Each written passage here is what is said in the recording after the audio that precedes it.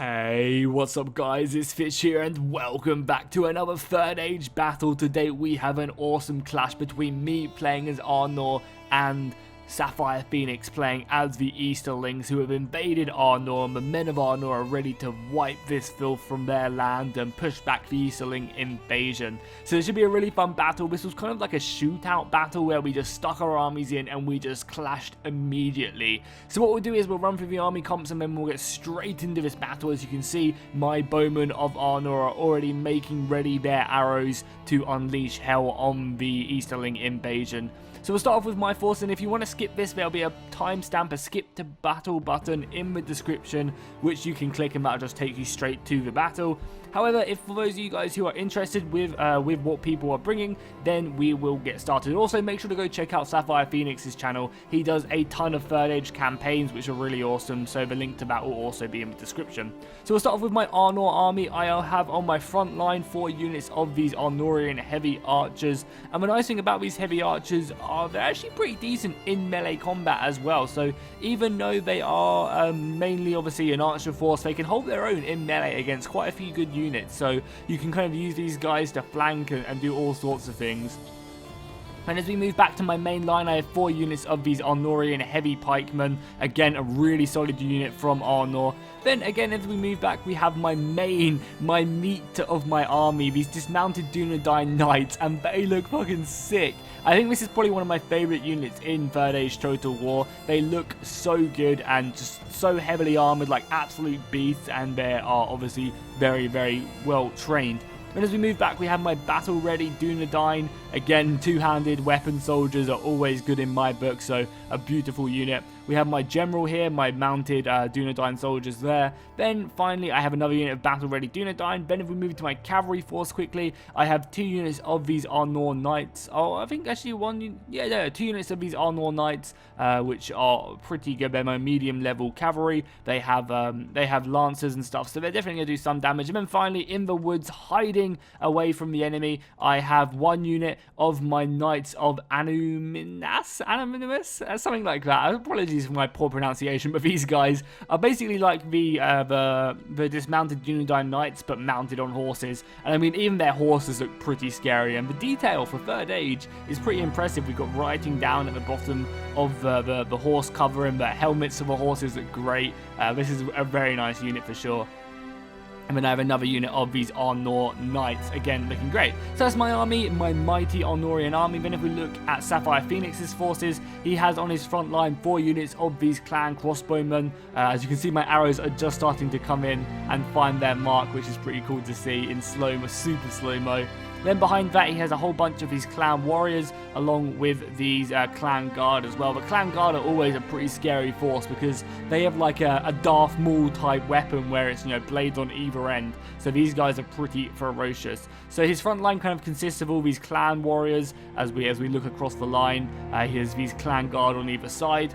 Then as we move back, here's his main Easterling force. He has a bunch of, I think, 3 units of these Easterling soldiers right here. I'm not even going to try and pronounce that. I'm not even going to bother. I'm just going to call them Easterlings. Yeah, he has a bunch of these Easterling archers. And as we move back, here's his more heavy infantry right here. I love the way that they have maces and axes and just a nice variation to their weapon cache. It's nice to see.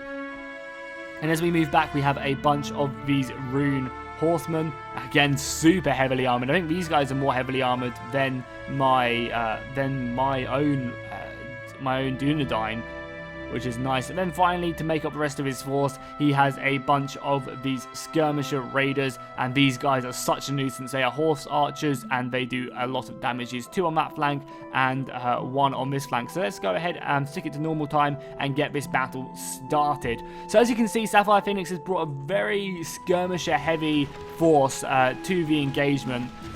So I think his plan is to kind of avoid going into combat with me straight away and use his missiles to kind of take out my missiles and then turn that missile force onto fighting my main army. And he's going to be kicking this off by moving into his horse archers.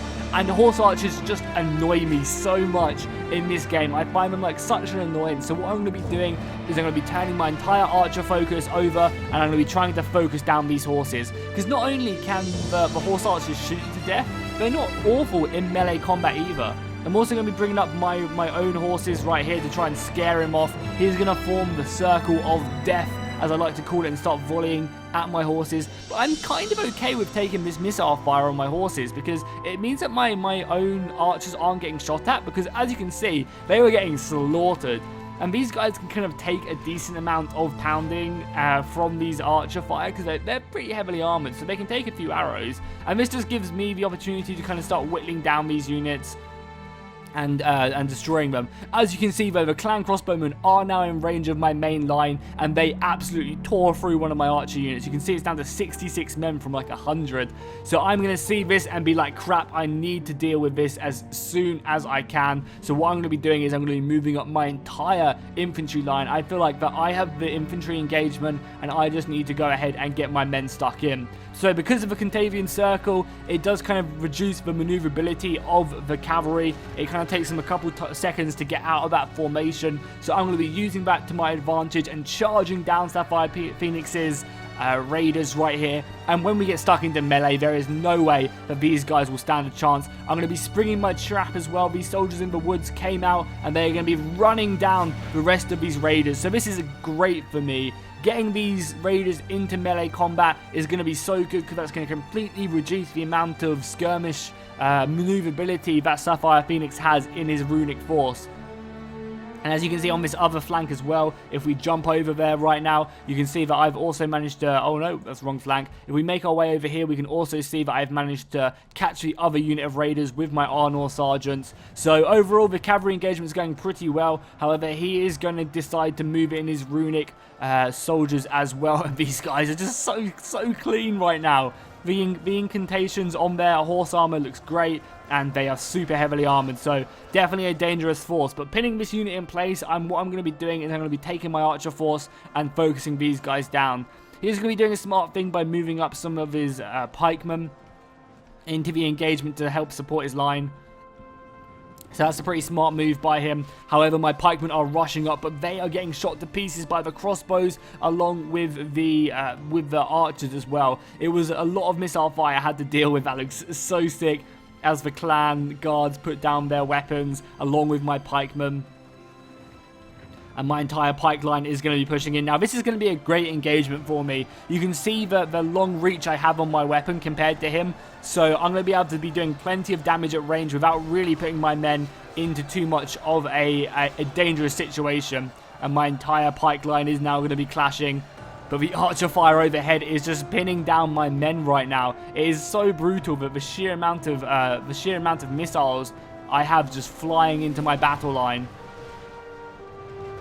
is extremely dangerous, and if I allow this to happen, then I'm going to be in a great amount of trouble. You can see that my cavalry over here are kind of getting cut down, but again, I'm kind of okay with this. I'm more just letting them fight here so that my men can kind of shoot their cavalry, whittle that down. But it also, you know, holds up an entire unit of cavalry, where my 4 units over here can kind of try and look for openings to hit these clan crossbowmen along with the archers. Because at the moment, I am trying to outflank with my soldiers. You got my Arnor knights moving in against the heavy runic soldiers, and again, I'm just trying to pull away units from the defense of these archers, and I'm going to be trying to hit in. You can see that this unit of runic soldiers are moving in as my battle ready Dunedain push in to kill these archers, and then this opens up a clear space for my cavalry to hit these guys, and that's exactly what they're going to be doing. They're going to be sticking down their lancers. These crossbows are shooting, but they don't know what's about to hit them. Come on, boys, big hit, big hit. That wasn't as great as I wanted, actually. I mean, they're going to be doing plenty of damage. As soon as they just swing their swords, they're going to be killing soldiers. I mean, I guess they did kill a whole bunch here. But, you know, that was okay. I would have liked to have seen more, but I'm not picky. I'm more than okay with that. So, you know, just hitting this unit of cavalry right here, or this unit of crossbows, is going to be great. And again, it's also going to be opening up more space for me just to keep on hammer and anvil striking along the entire archer line. Because at the moment, my men are getting tuned up by the crossbows and the archers. It's a real dangerous fight. However, on the front line, my infantry are doing a great job. You can see I pushed in some of my battle-ready Dunedain on the flanks, along with these dismounted Dunedain knights and the Arnor pikemen. And they are just too strong against these clan soldiers. They're just no match. They don't have enough armor. Maybe if he had an entire line of the runic soldiers, he would be able to deal with my front line. But Arnor's infantry are super heavy, super armoured, and can deal out a ton of damage. So because of that, I'm feeling quite confident with my front line. However, if we look at the percentage killed, I've actually lost more men than Sapphire Phoenix so far. So if you keep an eye on the balance of power, it stays so even towards the end, till the end of the battle, really. Like, this battle was super close, and it does definitely go down to the wire. We got some of the clan guard here still fighting my pikemen. These runic soldiers are really, really good, and I'm going to be charging into the rear of them with my battle-ready Dunedain. As you hear them cheer, that's beautiful, and they're going to be charging in the back. The battle-ready Dunedain look great. However, they do have some Easterlings pushing into their back, so we do have to be careful of that. We do have some archer fire moving over, trying to whittle them down from our own archers, but again, they are still holding firm, so this is not going to be a great engagement if they do get smashed. As well as that, I did manage to, you can see, I got my cavalry round here, and we've cut down a whole bunch of these clan crossbowmen.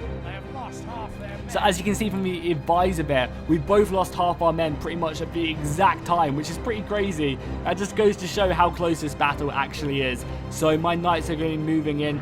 Again, I'm still trying to deal with his rune knights. There's a lot of them left, but I'm getting my cavalry onto his crossbowmen, which is really the main goal of this cavalry engagement. If I lose all my men, as long as I hit his crossbows and get them out of the battle, I would be more than happy. Because I feel like my infantry will win the day, and is actually starting to win the day over here. If we get some nice close-ups of this frontline battle, you can see that, you know, without the missile fire, my infantry are probably going to clean up their front line, and I am actually breaking them on several points. You can see I've made a nice little indent right here as my dismounted Dunedain move round the flank, along supported with a nice front line, a nice iron wall of pikemen, if you will. And then I have my men-at-arms over here pushing in to the left flank.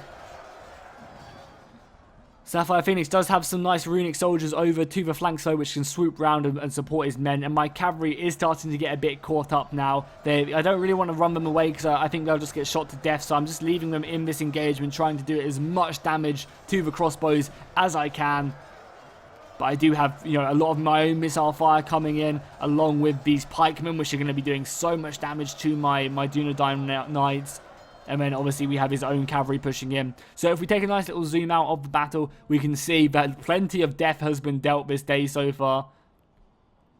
But the front line does seem to have collapsed the Sapphire Phoenix. However, the balance of power is still very much even, which is pretty hilarious. So I'm going to be charging on my battle-ready Dunedain onto these pikemen, trying to break their lines and you know, break this unit. If I can maybe get a cavalry unit around the side and help destroy these pikemen, that's going to open up a huge amount of my flanks.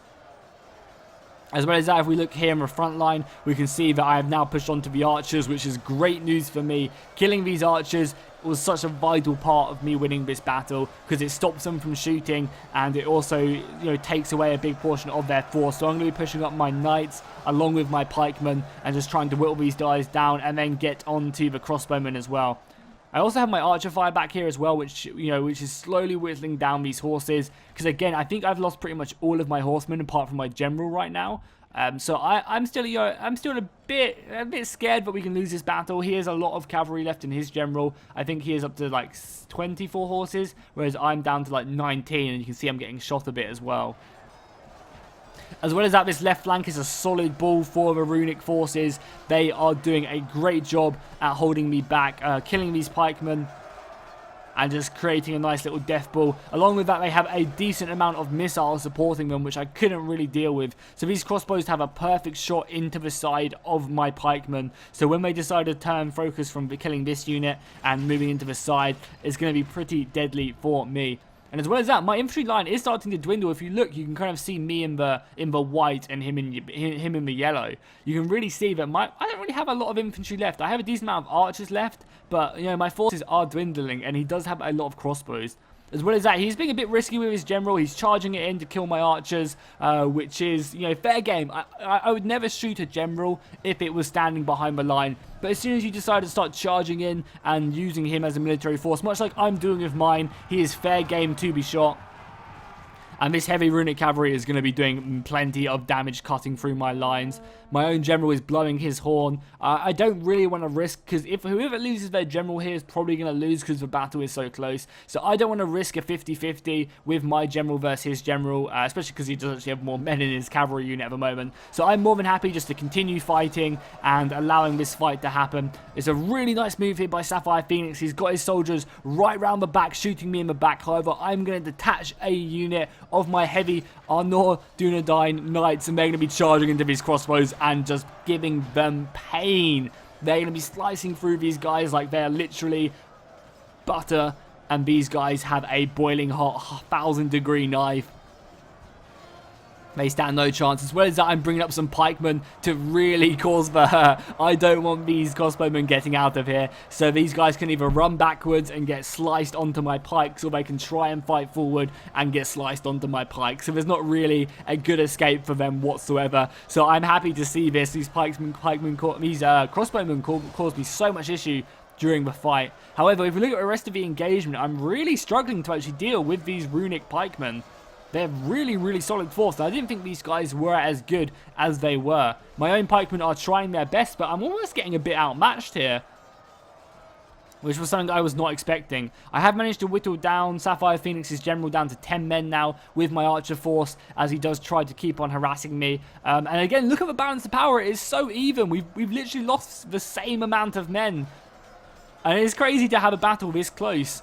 And I absolutely was loving it. I didn't know who was going to win during this battle. I mean, I'm sure you guys still don't know who's going to win, because he does definitely have a nice little death ball over here, along with a few more scattered infantry. I am getting onto the back of his line, which is pretty good, especially these soldiers right here. These brave 6 men at armor are stopping this entire archer force from shooting. But all it takes is a lucky charge somewhere, and I could lose my entire army here. Because if he can open up this right flank and help back to sweep round, because he is definitely winning on this flank, this left flank right here.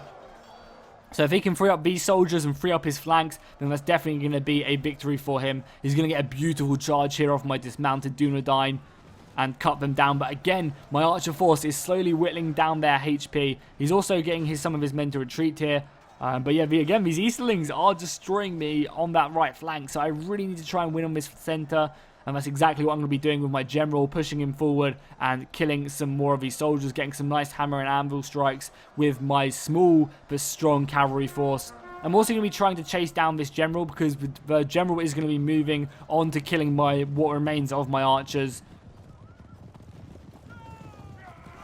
And obviously they're going to be doing plenty of damage there. However, this is risky. There is only, what, 6 men, 8 cavalrymen left. So if he stays in this engagement for long, then he will be getting cut down, because I do have some knights moving in to help out. So he's going to run away. And because he's running away, it opens up a perfect opportunity for me to volley into the backs of these knights where the armor is weak, and we can shoot them and start hurting them. And I also have a unit of dismounted Dunedain protecting my men. This left flank, however, is not going great for me. You can see the sheer amount of dead bodies here. I'm going to be trying my best to charge into the back.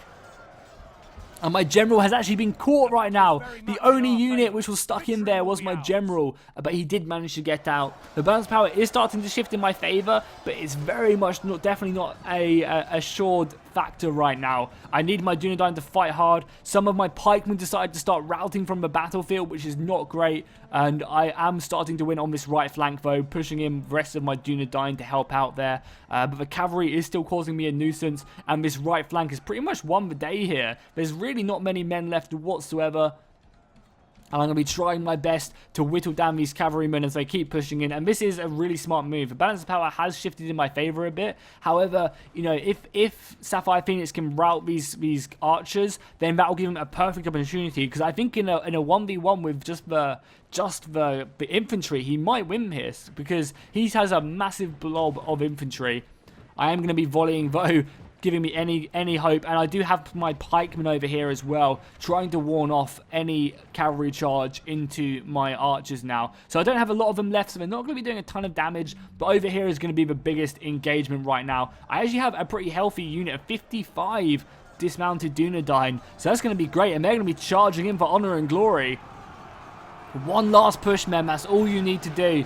I also have some pikemen over here, but the enemy Easterling general is getting ready to charge. I am going to see this though, turn around my pikemen, and they're just going to get their pikes down in time, and that is probably going to be the battle right there. The enemy general is fighting hard, but he's obviously against pikemen. His men are going down. He's going to flee as fast as he can, and he is actually going to get out of there, but that's going to really reduce the amount of men that the Easterlings have now, and that's going to very much make me feel confident about winning this battle, especially if we look at the balance of power. We have my own general chasing this filth away.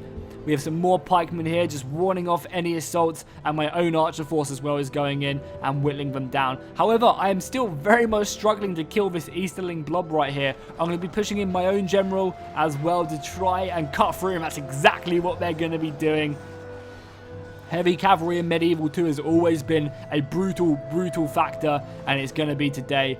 I have actually brought away more men, however I'm going to be shooting his general to death, and that's exactly what's going to happen. He is going to fall from an arrow as he was charging into my Dunedain archers, or my Arnorian heavy archers is their actual name. So the last stand is going to be these bunch of runic heavy infantry right here, and it's only going to be a matter of time until they are destroyed. They have pikes on one flank, they have heavy horse on one flank, and then they also have some heavy infantry.